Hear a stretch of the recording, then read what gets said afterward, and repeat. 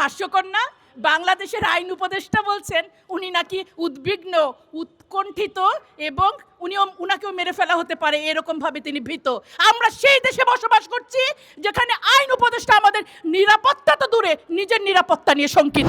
সংস্কৃতির উপদেষ্টা আমাদের যে ফারুকী স্যার, আমরা ওনাকে সিনেমা জগতের মানুষ হিসেবেই মনে হয় বেশি ভালোবাসতাম। তার অনেক সিনেমার মধ্যে একটি হচ্ছে মেড ইন বাংলাদেশ, যেখানে উনি মানে খেলনা রিভলভার দিয়ে পুরো বাংলাদেশকে ব্ল্যাকমেল করার একটি মুভি বানিয়েছিলেন। উপদেষ্টা, আমি আপনাকেই প্রশ্ন করছি, যখন পুরো বাংলাদেশ সত্যিকার গুলির মুখে, আমাদের হাদিরা যখন মারা যাচ্ছে, আপনি উপদেষ্টা হয়ে কোন সিনেমা পরিচালকের ভূমিকায় আছেন? নাকি হাদির মতো মাদ্রাসা ব্যাকগ্রাউন্ডে তারা আপনার ছবির হিরো হতে পারে না? স্বরাষ্ট্র উপদেষ্টা, উনাকে নিয়ে বলার কোনো ভাষা আমার নাই। তারপরও বলতে চাই, আপনি বিগত স্বরাষ্ট্র উপদেষ্টার ডায়লগগুলো ভুলে যাবেন না। সম্মানিত সুশীল সমাজ এর মধ্যে যারা পড়েন, আপনারাই সাদা নীল গোলাপি করে বাংলাদেশটাকে বৈষম্যযুক্ত করেছেন। আপনারা রাজনৈতিক দাসত্ব করেছেন, আপনারা বুদ্ধিবৃত্তিক দাসত্ব করেন, এবং রাজনৈতিক দাসত্ব তো করেনি। আমি বিশ্ববিদ্যালয়ের সকল শিক্ষকদের পক্ষ থেকে আগে হাদির আত্মার কাছে ক্ষমা চেয়ে নিচ্ছি, তারপর আপনাদের একটি ঘটনা বলছি। কথাটা হাস্যকর না? বাংলাদেশের আইন উপদেষ্টা বলছেন উনি নাকি উদ্বিগ্ন, উৎকণ্ঠিত এবং উনাকেও মেরে ফেলা হতে পারে এরকম ভাবে তিনি ভীত। আমরা সেই দেশে বসবাস করছি যেখানে আইন উপদেষ্টা আমাদের নিরাপত্তা তো দূরে নিজের নিরাপত্তা নিয়ে শঙ্কিত। তারপর এটি কতটুকু কার্যকর? আদালত থেকে, বিচার ব্যবস্থা থেকে আসা অস্ত্র মামলার আসামি কোনোদিন জামিন পায়? যাদের কোনো আইনের জ্ঞান নেই তারাও জেনে রাখেন, অস্ত্র মামলার আসামি যে কোনোভাবে জামিন পেতে পারে না। আমরা কিন্তু ফেসবুকে এবং আমরা রিপোর্টগুলো দেখেছি, বিএনপি সমর্থিত 2 আইনজীবী তাদের জামিনের ব্যবস্থা করে দিয়েছেন। আপনারা আলোচনাগুলো অবশ্যই শুনেছেন। আমি সুস্পষ্ট দাবির বিষয়ে একটু পর বলছি। আমি আরও 2-1 উপদেষ্টার কথা একটু বলতে চাচ্ছি। যে আমাদের যে সংস্কৃতির উপদেষ্টা আমাদের যে ফারুকী স্যার, আমরা ওনাকে সিনেমা জগতের মানুষ হিসেবেই মনে হয় বেশি ভালোবাসতাম। তার অনেক সিনেমার মধ্যে একটি হচ্ছে মেড ইন বাংলাদেশ, যেখানে উনি মানে খেলনা রিভলভার দিয়ে পুরো বাংলাদেশকে ব্ল্যাকমেল করার একটি মুভি বানিয়েছিলেন। উপদেষ্টা, আমি আপনাকেই প্রশ্ন করছি, যখন পুরো বাংলাদেশ সত্যিকার গুলির মুখে, আমাদের হাদিরা যখন মারা যাচ্ছে, আপনি উপদেষ্টা হয়ে কোন সিনেমা পরিচালকের ভূমিকায় আছেন?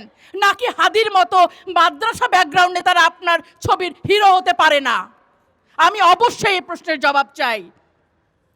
স্বরাষ্ট্র উপদেষ্টা, উনাকে নিয়ে বলার কোনো ভাষা আমার নাই।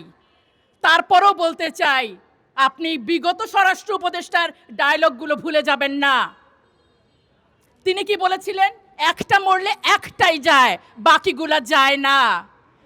দিন কিন্তু পাল্টায় আরও গেছে স্বরাষ্ট্রমন্ত্রী। আপনি কি বলেছেন? যারা নির্বাচনে দাঁড়াচ্ছে, আপনি কি মানে বন্দুক তারা ইউজ করতে পারবে? আপনি 16 কোটি মানুষের জন্য 16 কোটি বন্দুক দিয়ে আপনি আপনার সফলতার প্রকাশ করতে চান? দেখেন, সিইসির কথাটা তো বললাম, সরকারি চেহারাগুলো শুধু দেখেন। এখন আমরা মানে উনি স্বরাষ্ট্রমন্ত্রীর আরেকটা কথা দিয়ে উপদেষ্টা, উনি বলেছেন যে নাকি আসামিকে ধরিয়ে দিতে পারবে তাকে 50 লক্ষ টাকা পুরস্কার দেওয়া হবে। উনি ভুলে গেছেন দেশটা পাল্টে গেছে। আমাদের ছাত্ররা তাকে বলেছে যে এই উপদেষ্টাকে পদত্যাগ করাই দিবে, আমরা তাকে 1 কোটি টাকা পুরস্কার দিব। সেই ছাত্রদের, সেই জুলাই যোদ্ধার, সেই নতুন বাংলাদেশে আপনি পুরস্কার ঘোষণা করেন। এবার তথাকথিত সুশীল সমাজ নিয়ে একটু কথা বলতে হবে।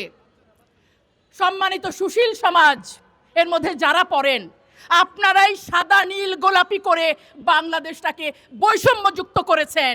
আপনারা রাজনৈতিক দাসত্ব করেছেন, আপনারা বুদ্ধিবৃত্তিক দাসত্ব করেন, এবং রাজনৈতিক দাসত্ব তো করেনি। আমি বিশ্ববিদ্যালয়ের সকল শিক্ষকদের পক্ষ থেকে আগে হাদির আত্মার কাছে ক্ষমা চেয়ে নিচ্ছি, তারপর আপনাদের একটি ঘটনা বলছি। হাদি যখন মাত্র ঢাকা বিশ্ববিদ্যালয়ে 2য় বর্ষের ছাত্র, তখন জনৈক শিক্ষক তাকে বলেছেন যে তুমি তো হেফাজতের ইমাম, কারণ সে পাঞ্জাবি পরে এসেছিল।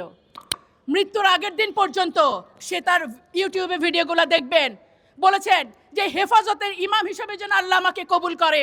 দ্যাট মিনস ইসলামের হেফাজত বলে কোনো কথা না, হাদি এটাও বলেছে, রাজাকার শব্দ দিয়ে যারা এতদিন রাজনীতি করেছেন সেই শব্দের কারণেই তাদের চলে যেতে হয়েছে। আমরা যেন এই জিনিসটা মনে রাখি।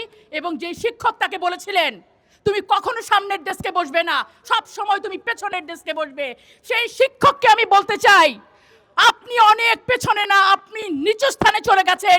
আজকে হাদি তার আদর্শ পুরো বাংলাদেশ ধারণ করছে, আমাদের হাদির আদর্শ অনেক উপরে। এখন আমি যেটি বলতে চাই যে নারীদের বিষয়টা, সম্মিলিত নারী প্রয়াস, এবং এখানে আরও অনেকে যুক্ত হয়েছেন, সবার প্রতি আমার কৃতজ্ঞতা। মায়েদের প্রতি দুঃখ লাগছে, সেই জুলাই আন্দোলনের সময় মায়েদের ডাক নামে একটা সংগঠন আমি দেখেছিলাম, এই পুরো সময় জুড়ে তাদের আমি আর দেখলাম না। যখন আমার হাদি রক্তাক্ত তাদের কেউ এলো না। যখন শহীদ মিনারে আমরা সবাই একত্রিত হলাম, তখন ছাত্রদল বিএনপি এটা না হয় বাদে দিলাম, একাত্মতা ঘোষণা করুক না, আমাদের যে আপা উনিও কিন্তু এলেন না, তুলি আপা, আমরা আশা করেছিলাম তিনি আসবেন, কিছুই বললেন না। এখনই যদি আপনারা প্রতিদ্বন্দ্বী থেকেই, হাদি তো আপনার প্রতিদ্বন্দ্বী ছিল, তার সময় আপনি একজন বোন হিসাবে, একজন মা হিসাবে আসলেন না, ক্ষমতায় যাওয়ার পর আপনারা কি করবেন? আর নারী কমিশন তো আপনারা শুনেছেন, তারা আমাদের জন্য নাকি খুব ভালো ভালো ব্যবস্থা করেন। গতকালকেও যখন আমাদের জুলাই যোদ্ধা নারীর লাশ পাওয়া যায়, যখন বুয়েটের ছাত্রী ধর্ষিত হয়, যখন নারীদের উপর অত্যাচার চলে, আমার নারী কমিশন তখনও হয়তো চা কফি খাওয়ায় ব্যস্ত থাকেন, এবং তারা বলেন যে পতিতাবৃত্তিকেই বৈধতা দিতে হবে, সমকামিতাকেই দিতে হবে, এবং তারা ওইটাই তাদের আনন্দ, এবং তাদের অনেক বড় সফলতা আছে। তারা আমাদের মহিলা ও শিশু অধিদপ্তরের নাম পাল্টিয়ে এখন নারীও মানে শিশু অধিকার করেছেন, মহিলা থেকে তারা নারীতে উন্নীত করেছেন। এটা যদি তাদের সফলতা হয় সেটা আপনারা বিবেচনা করবেন। আমি শেষ করব এখনই স্পেসিফিক কিছু দাবি দিয়ে, হাদির একটা স্বপ্ন দিয়ে। মাননীয় উপদেষ্টাগণ, আমার এর চেয়েও বেশি সম্মানিত দেশের জনগণ, বিচারের দায়ভার আর বিচার বিভাগের উপর রেখে আমরা আস্থা পাই না। আমরা বলতে চাই হত্যার বিচার করতে হবে। হাদির চাওয়া যেটি ছিল শেষ, যে হত্যাকারীর বিচার, আমরা সবাই সেটাই চেয়েছি। হত্যাকারীদেরকে গ্রেফতার করে অতি দ্রুত দৃষ্টান্তমূলক শাস্তি নিশ্চিত করুন। হত্যার নির্দেশদাতা কারা ছিল সেটি নিশ্চিত করুন, সেটি দেশীয় অথবা আন্তর্জাতিক হোক, তদন্ত করে সেটিকে নিশ্চিত করুন। অস্ত্রসহ মামলায় যারা আসামিকে জামিন দিল তাদের বিরুদ্ধে তদন্ত করে ব্যবস্থা নিন, এবং অন্যান্য জুলাই যোদ্ধাদেরকে আপনাদের নিরাপত্তা নিশ্চিত করতে হবে, সেটি আপনাদের দায়িত্ব। এবং সবশেষ, নির্বাচনের যদি নিরাপদ পরিবেশ সৃষ্টি করতে না পারেন, জনগণের ওপর ছেড়ে দেন। আমাদের প্রত্যেকে এই কথাটি বলেছে। আমরা হাদির স্বপ্ন নিয়ে, আমরাই যোদ্ধা, আমরা আমাদের দেশ, আমরা এখনো স্বাধীন না। বারবার এক একটা রাজনৈতিক দল এই দেশটাকে পার্সোনাল প্রপার্টি করে ফেলেছেন। এখন নেকাব বলেন, হিজাব বলেন, মাদ্রাসা বলেন, আমরা হাদির স্বপ্নে উজ্জীবিত। আমরা সবাই বাংলাদেশকে সত্যিকার সার্বভৌমত্বের স্বাদ নিয়ে ছাড়বো, এবং ইনশাল্লাহ আমরা নারীরাও আমরা পথে থাকবো আমাদের সন্তানদের নিরাপত্তার জন্য। আপনাদের সবাইকে অনেক ধন্যবাদ। আসসালামু আলাইকুম ওয়া রাহমাতুল্লাহি ওয়া বারাকাতুহু।